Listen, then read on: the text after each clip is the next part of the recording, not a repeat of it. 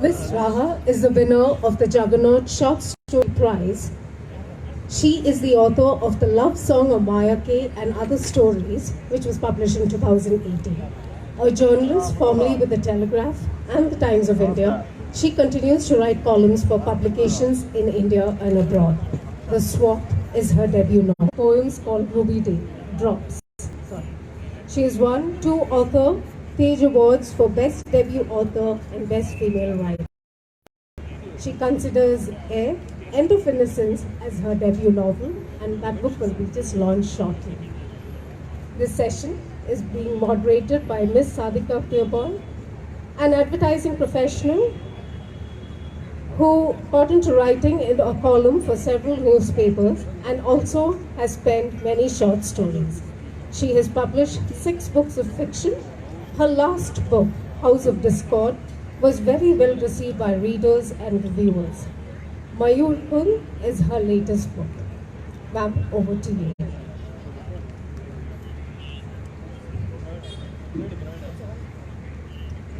Good afternoon.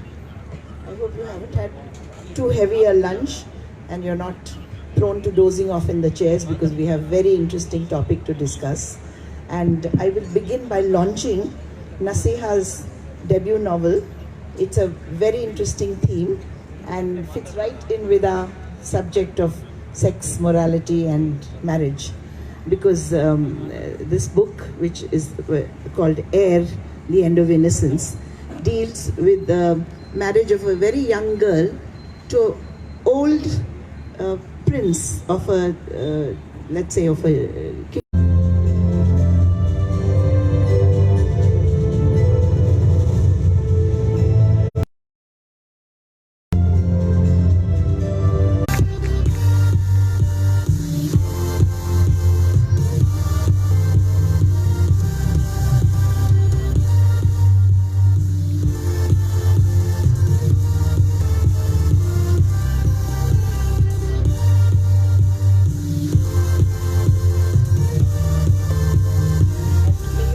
More books to launch after this. Nasiha, all the best.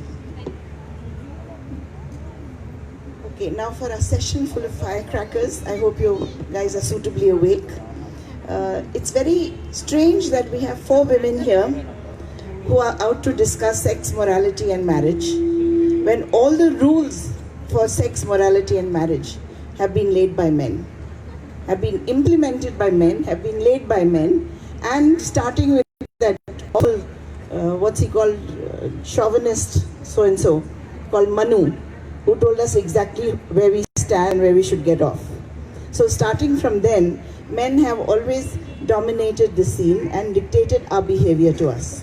But we are here now to question the changing morality of the day. We are a society in flux, we are a nation in flux, and this is affecting us.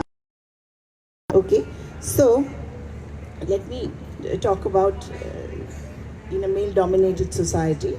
We are 3 writers, 4 writers here who have written books which have dealt in various ways with the issues.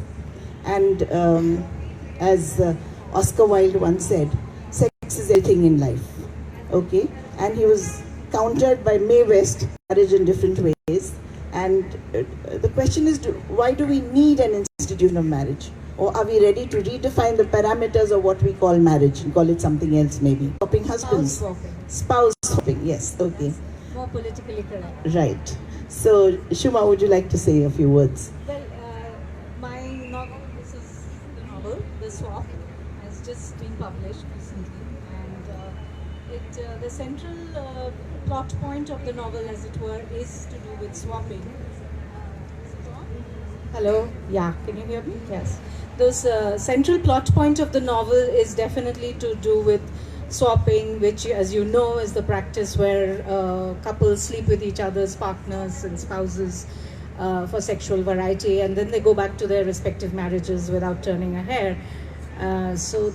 However, that's not the central theme of the novel. The central theme of the novel is something very different. It's really, I'm exploring the contrast between what is or isn't acceptable, our ideas of what is or isn't correct, and some of the choices that we make in our personal relationships, the conflict between these two. And the institution of marriage is dealt with through that in this book, because we are, as Sadhika very rightly mentioned, that we are a society in flux. And a lot of our notions of what is correct and what is not correct are becoming fairly fluid and relaxed. And you have in, like the rest of the world, in urban India at least, the people are experimenting with a variety of relationship choices. So marriage, people are in open relationships, in live-in relationships, same-sex relationships, long-distance relationships, or some others are just, going through a string, and she is not quite comfortable with what she is getting involved in. And the book sort of narrates that. And so, yeah. Okay, so we agree that marriage needs redefinition, I right? don't think I would like to put it that way, that it needs redefinition. I'm throwing it open to the reader, that do you think it needs redefinition? Is this the right way? Is this the wrong way? That is for people to... I mean, I'm really not being judgmental. We'll throw it open to them at the end of the session. I'm sure a lot of opinions out there. But would you like to talk about your very strange marriage in your book, The Heir? Yeah. Very intriguing though that one is.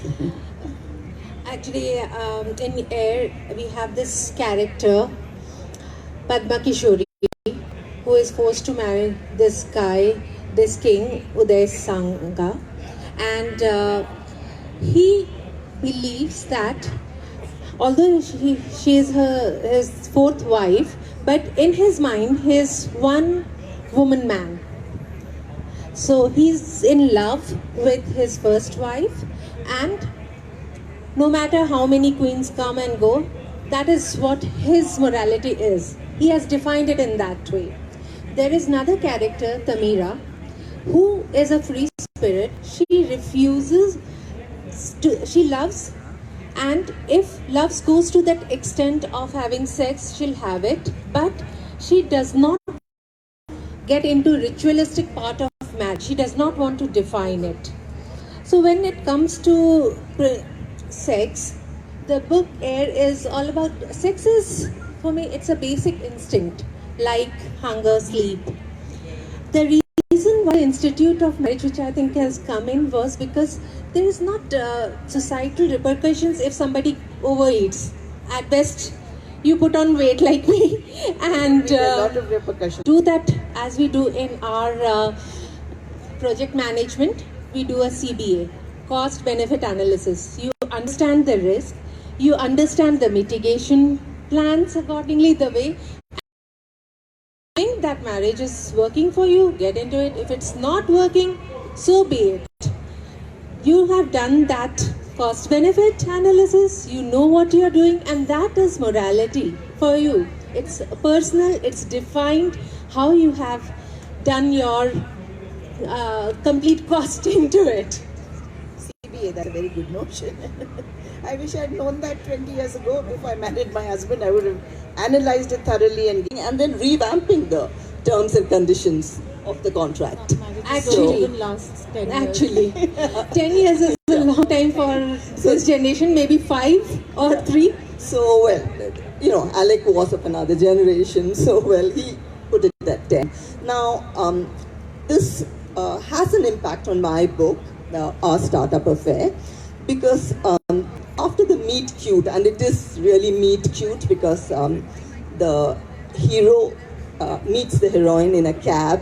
He's driving the cab, and she thinks he's a cabbie, and she's a little shocked at the fact that she finds him so hot, and she's very intrigued, and she's wondering if she's being a snob, kind of wondering why the cabbie is coming through as someone who shouldn't be a cabbie. Anyway, so after they get past all that and they get into a relationship, we find that both of them come from tumultuous family backgrounds. They have seen their parents' marriages up close and personal, and it hasn't been the happiest. But the two of them react in drastically different ways. The hero Aditya wants stability because he hasn't seen it. So he is all for marriage. And the heroine Aditi, she's too seen her parents' marriage, which isn't it's more a marriage of convenience. But in her case, she doesn't believe in the institution of marriage. So the impasse is there, and they need to work around that. So this book is pitched for the millennial. These are a group of millennials who are, crafting a life, work, love, everything, and the traffic in Bangalore. So it's a very Bangalore story. So yes, the way they look at marriage is not quite the conventional way at all. I think I have a similar storyline in my last book, Mayurkand, where this young PR professional is living in with a perfectly decent, very straightforward, very a little humdrum but very nice man who's extra nice, let's say. And she's living with him, but she will not commit to a marriage where he wants marriage and she doesn't, because she has a past which was very tumultuous, and she nurses this grand passion for somebody from her background, a young prince who she had an affair with, and she had to run away from Mayurkand because at one point of time she was told that he was her brother. So she was very embarrassed and really disgraced with that thing of incest. And she'd come to Bombay and she'd met this guy, and she cannot marry him until she goes back into her past to lay her ghosts. So again, it is a sort of a gender difference where the male wants marriage and the female is balking at it. So similar, I think, to your storyline. Okay, so are we done with marriage? What do you think? How many happily married couples in this town, in this place? Wow.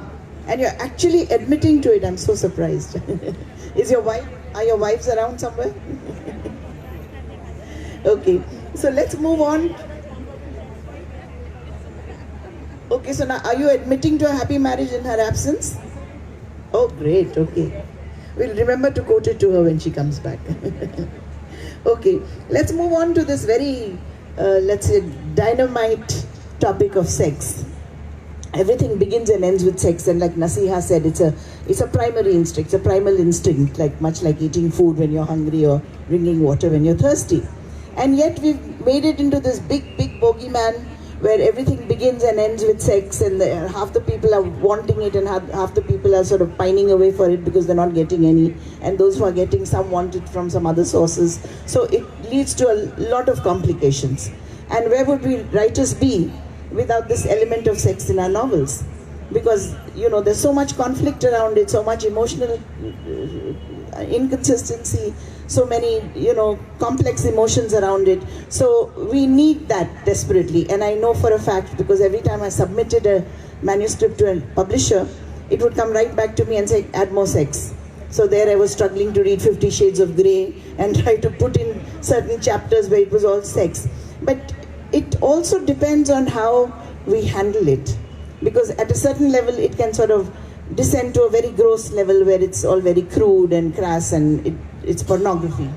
But it could be, erotica can be very, very interesting and very beautifully written. So I don't know how far our novels are dealing with this, but let me begin with Shuma. What's the question? Sex in your novel. Well, as I mentioned earlier, obviously the subject of sex predominates in my novel. I'll just give you a little bit of background. What happens is that the book is really a story about a couple, a young, upwardly mobile couple who have been married for 6 years. The book opens on the night of their 6th wedding anniversary, and they're throwing a party for their friends. But beneath this, the camaraderie and the bonhomie merrymaking of the anniversary bash, you realize that all is not well. The marriage is showing signs of strain, and in fact Priya is already into an extramarital affair, and Akash, the husband, he's also dissatisfied, and he doesn't know it yet, but he's also craving sexual adventure outside the bounds of his marriage. And soon after this, at the instigation of one of their friends, Akash and Priya get involved in a swapping party. They participate in a swapping party. And the book narrates what happens to Akash, Priya and their friends after they get involved in this swapping exercise. So as you can imagine, sex is a part of this. It's an important part of the novel, definitely. But it is, as I said, it's not the main thing. And I did have to handle a couple of sex scenes, which was actually, frankly, quite terrifying, because I hadn't done it before, and it's, as you said, it's very easy for it to become gross. So it's tricky to do it, and you have to tread a very fine line. You don't want it to become like a 50 Shades of Grey, or which is frankly laughable. So is sex the primary motive in the wife swap or spouse No, swap? well, it is obviously for that. That's it. I mean, the set of characters who populate this novel, different people have different motivations.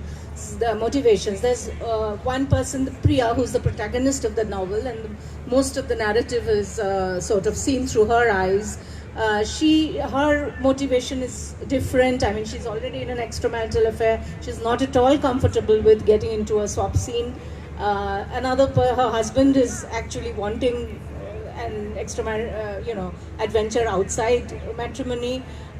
There are other couples. There's another older couple called Tarun and Ramola, and they are completely sorted. They have an open marriage, and they're just completely okay with they're going their own way and doing these things, and they have participated in such parties, and they probably continue to do so. So different people have different motivations. Not all of them have the same kind of motivation. They are sexual in nature, but not all of them have the same kind of I would again like to come back to the word conflict, because in their mind some are conflicted, some are not, some are completely okay with this, and they treat it as just a casual sexual entertainment, and some don't, and some in fact they are anguished, and their lives change significantly after this.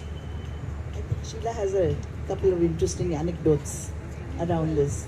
Well, yes, I'd like to share an anecdotal account with you all to do with sex, relationship, and being Indian. So this is to do with someone I know who lives in the west coast of America, and she is a single mother who's done a wonderful job of raising her daughter. And now the daughter is a fine young woman working in one of the top companies in Silicon Valley and doing very well, except she cannot sustain relationships for more than maybe 6 months, if she's lucky, a year. Nothing more than a year. And the mother would watch this with a lot of anguish, because every time there was a breakup, there were tears, and there was, a spiral into depression and a whole lot of problems, attendant problems. So the mother is really upset, and she's an Indian mother. She wants to fix this problem. So she goes to the biggest temple in California, and she meets the pujari there, and she tells the pujari, I want to do a puja for my daughter. And the pujari is like, her health, her general well-being, and her work, her professional life. And the mother is like, no, actually her love life. So I'm sure the pujari must have been quite taken aback, but he played along. He said, fine, we'll do a havan in your house, all day havan. And here's a surprising thing: the girl is a very smart thing. You would expect her to object, but she goes along with it, and she sits in for the puja, and the puja goes off well. And well, what do you know? Within 2 weeks, she's in a relationship with a young, nice American boy, and everything is going hunky-dory. And the mother tells me it's the power of the puja. Everything is okay. And then, maybe about a month into the relationship, the daughter comes and tells the mother, he wants me to move in with him, so I think I'll do that. Mind you, I think I'll do that. She wasn't asking her mother's permission, but her mother went all Indian. I mean, she did the havan, and she was so happy that the daughter was in a relationship, but now the whole thing takes on a different aspect. He's an American, and they're going to live together. What will people back in Madras say, in Chennai say? Okay, I mean, this is the kind of thinking. So she says, she's trying to stall for time. She says, I'll come back to you on this. Meantime, she has to come back to Madras on work, and she goes to the family astrologer. Okay, here the boy hasn't popped any question. He's just asked her casually, will you move in with me? In the mother's mind, there's a marriage coming up. So she goes and asks the astrologer, you think this marriage will work? Is it going to be a happy marriage?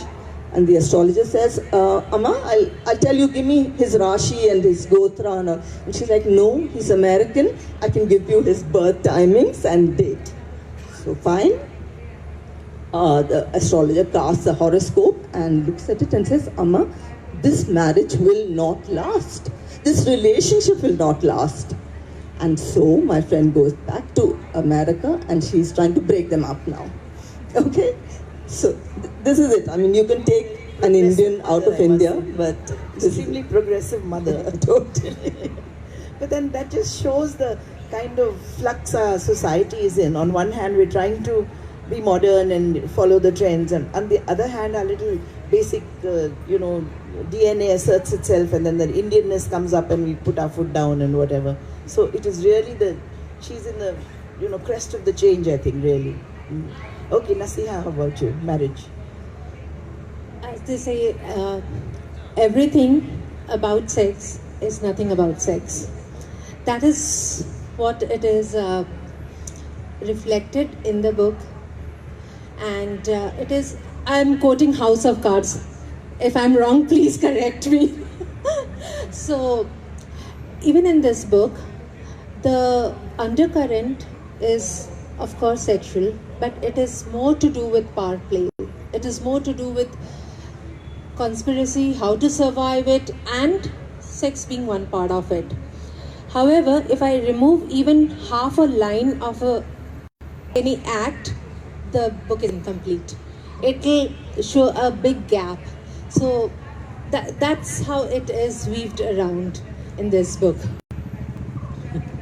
Okay, in my Mayur Khanda I've spoken of. Before that, I wrote a book called House of Discord, which was really about the post-Babri Masjid riots in Bombay and how it changed the whole ethos of the city. Now that one, I just didn't know how to add sex scenes to it. So finally, I made the young. It's actually a big joint family which is at crossroads with each other, cross currents with each other, as is the city outside. And the only way I could add sex to it was to make that young teenage boy go to see pornographic movies and come back fully charged up. So that was one way of adding sex to it. But it was, finally it worked together. But to my mind, it had no place in the book because it was all about discord in the family, discord in the city, and the riots and the killing on outside. I also had a very happily married couple in the book who had a nice, good sex life, but they belonged to the opposite communities. And that caused a lot of friction within the family and outside the family. So sometimes you can't do without sex and you can't do with sex. So we had some kind of strange crossroads. Okay. Yeah, sure. Buri Aurat. And then should there be a rape? You know how it is. The fallout is always the woman. The woman's supposed to be a walking dead, as a minister once said. And even now, I have an issue with people who say, first it used to be rape victim, now it's rape survivor. I mean, the whole thing sounds so awkward. They say she invited it with her dressing, exactly. The way she dressed. I mean, those things haven't changed down the years. So, the whole burden of sex seems to be, boys can be boys, right? Have a lot of, sow your wild oats all over the place and then get into a marriage and whatever, but catch a woman doing that. So, which brings me to the question of morality. Now, morality again is a related subject, and it's very personal to each one of us. What fits in with my morality may be really out of bounds for somebody else, and so all of us have a little moral compass within our heads, which we follow. Shuma, okay, do we need a new set of rules by society, or are we ready to define our own rules? I think we are ready to define our own rules. It depends on every individual. We are in any case a highly individualistic society now. Obviously one is again speaking about people in urban areas. It's not the same in India. It's not the same in the semi-urban rural areas. It's still pretty much traditional. The mores haven't really changed that much, but in the urban setup, it's much more open. Things are much more relaxed, flexible, fluid. So yeah. So what about the solid middle class Bulkwa? Even I think the middle class, even there, Are they changing? the moral codes are, I think, withering away slowly. I do feel that. I mean, that's just, I mean, what one sees all around us. I was discussing, I think, with you this morning. The lower classes are very free. They just swap partners, change partners, divorce, go away, whatever. And the higher classes again have the freedom. It's the middle class that is hidebound by morality, what they think is the morality of the day.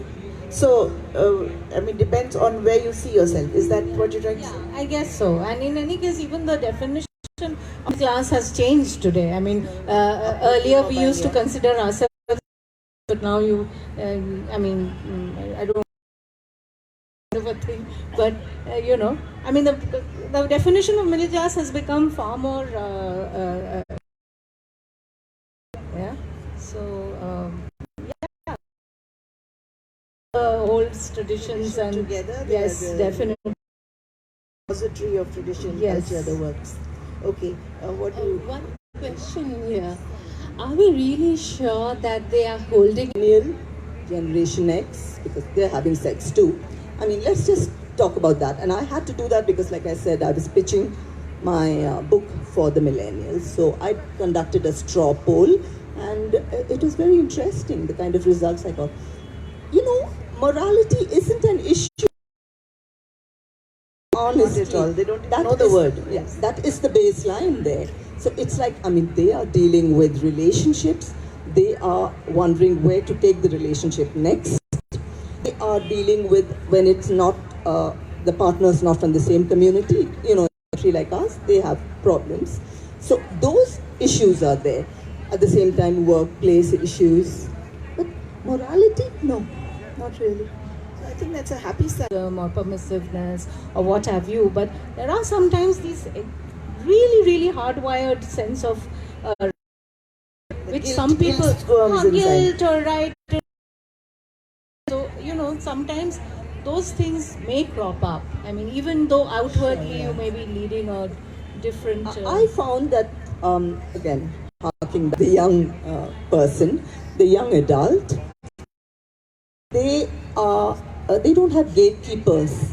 Yeah. They just don't have gatekeepers. But here's the good thing. I think we should walk in their shoes because have faith in them. Because they are their own gatekeepers. So, their sense of That's morality.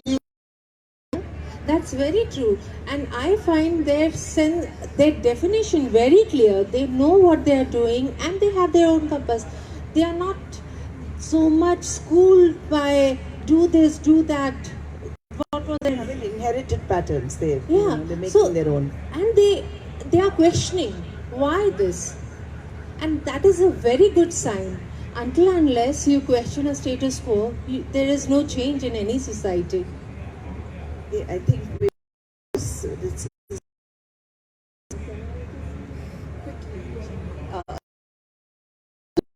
detail that I share with you all.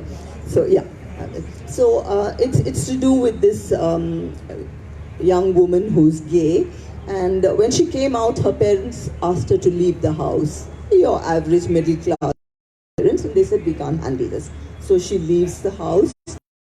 She's unhappy because she's really close to her parents, but she treated it like the biggest tragedy ever. I mean, this kind of India, but I thought that was very sweet, Absolutely. I think the parents are redefining their morality also, which is very healthy.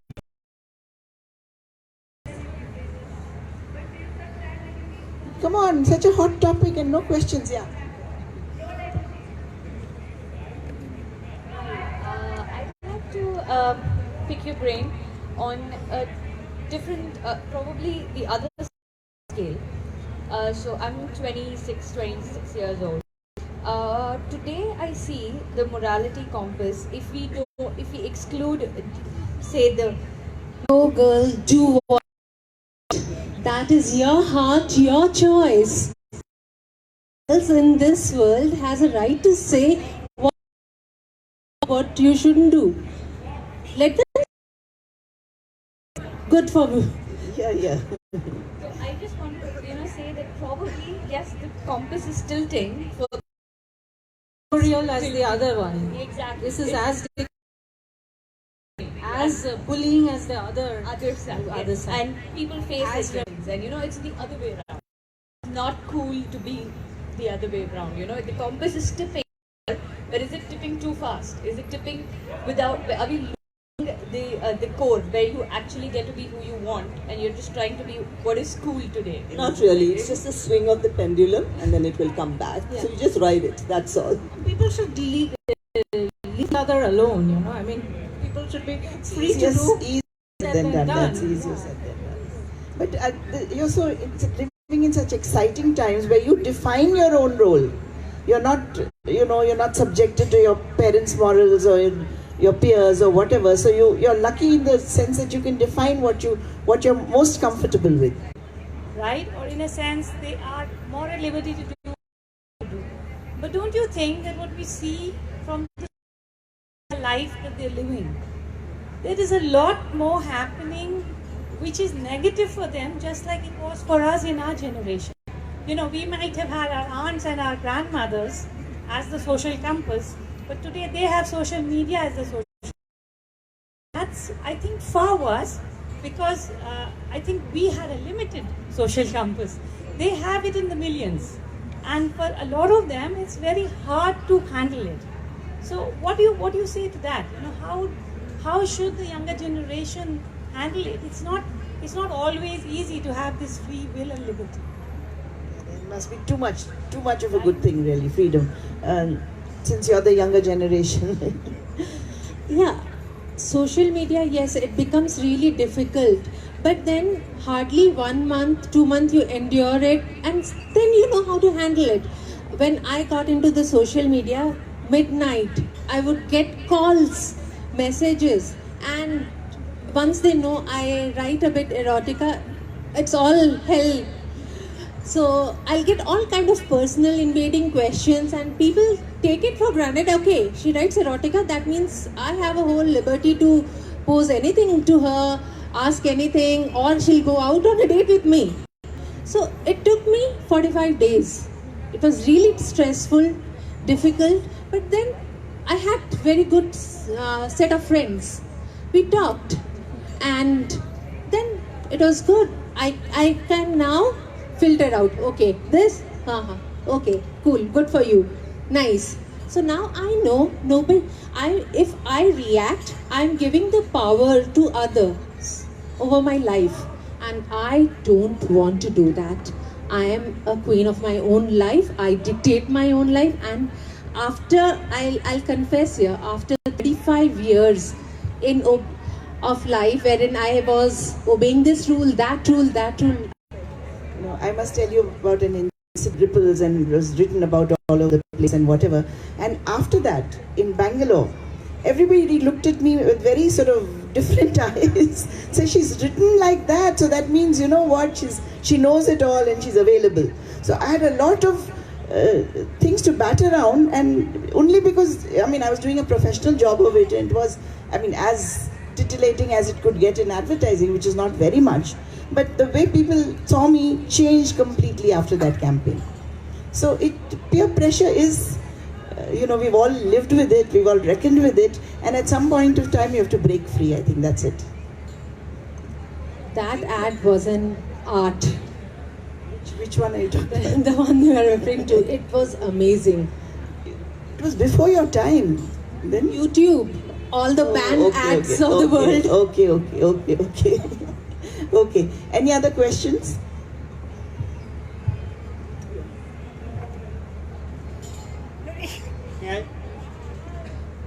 Yes. Oh, yes. Closer. Hold it close. In the entire cover, one word, if we can add, responsibility. The two people involved, they are mature, they are thinking, they are feeling. If they take full responsibility of their actions, etc., everything will work beautifully. Absolutely. I had this. She came and told me one time. She fell in love with a boy. Both of them were studying far away at college. So she had the courage to come and tell me, what should I do? I said, you and watching things, he's reading, he's even advising my friends. But when it comes to your own family, your own brother, I've felt this for my brother too, okay? So I have went out of my way to tell him that even before you are in that age, I have to tell you everything because it's my responsibility. Because if I had an elder sister or brother and they told me everything about sex, and there's this interesting series called Sex Education, which is actually helpful. Because it's not that, like, if you don't know what you're doing, half of the people, and more than half actually, 75% people, youngsters, they're doing it. Everyone knows that the average age in India is 17 or 18 when a girl or a guy loses their virginity. But everyone is living in denial, and I don't think they know anything in terms of contraceptives beyond condom or IPL. So that is really sad, and after watching this show, I was just reading and just talking to my friends, like literally the friends who are near me, and they did not know. So what do you think about this whole fact that is living in denial? And even like all generations are here, so what do you think, and why is there still this sense of denial that okay, baki sab theek hai, it's happening everywhere, but okay, when it comes to your family, you still don't want to face it, so why? I think, yeah, Sheila, would you like to? Just like to repeat Sadika's words. We are a nation in flux, and especially at this point in time. So, the churn is going to be violent. You just will have to bear with it and figure it out, because finally it's like water reaches its own level. This too, I won't say this too shall pass, but this too will be resolved. I think the older people will find it a little more difficult to give up their lifelong sort of, rights and wrongs and do's and don'ts. The boomer uncles and aunties? Yeah, uncles and aunties. We haven't got any questions from any uncles and aunties. No, you're not an auntie, but you can ask. I'd ask. No question, but definitely they have not passed the so much even openly about everything now, which we couldn't do without.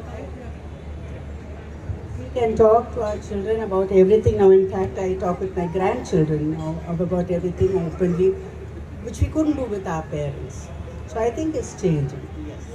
That's what I meant when I said flux, right? It will keep moving and then it will settle. The more we add love to the relationship chemistry in every relationship, I think openness will increase. Cut out the judgment. Yeah. Yes, yeah. So in this whole topic of sex, marriage and morality, where does love remain? Between couples and between parents and children and whatever. Where is love? That's what I want to know. That's the yeast. That's everywhere. Love is central, actually. That's the yeast that makes the bread rise. Sorry for the J.K. pun on the Rowling. word, but that's the yeast. Or that is the, let's say, thing that holds sex, morality, whatever, everything together.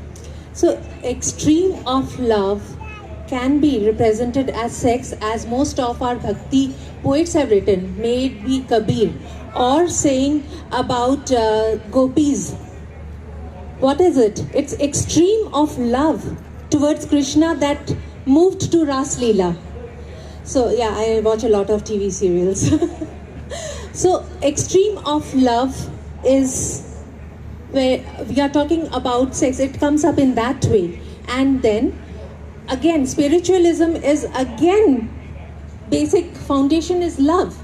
So love rules everything. It's the basic foundation. Oscar, sorry. Will not count as love. Casual sex and love.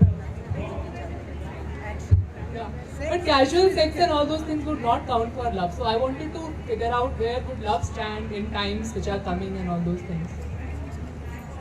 I don't think everybody will indulge in casual sex. Not everybody wants to, not everybody can, or, that's not to everyone's taste. So obviously casual sex has nothing to do with love. It might graduate to love. At times you might start off with that and it might end. In fact, in my book, it actually an affair ends in a actual deep love relationship.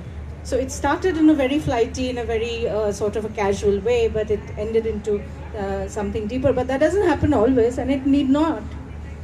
Everything is, I think, free will, choice, depends. No, but a lot Taste. of casual sex can finally lead to the person wanting commitment and evolve into love. And you really can't bisect the two. You can't, separate the two and say this is sex and that is love or whatever. That's what happens in the swap also. It happens there. And I think we should modify Oscar Wilde here where he said everything is sex, everything in life is sex. We change it to say everything in life is love. Where without love, where would be poetry? Where would there be poetry, song, music, dance, literature? I mean, we'd lose so much of our lives if there was no love in our lives. And I think J.K. Rowling was the one. I mean, if there are any Harry Potter fans, and I think there are a whole lot of Harry Potter fans around, that love triumphs everything. On which happy note shall we conclude this? Thank you so much. Thank you very much. Thank you, Radhika.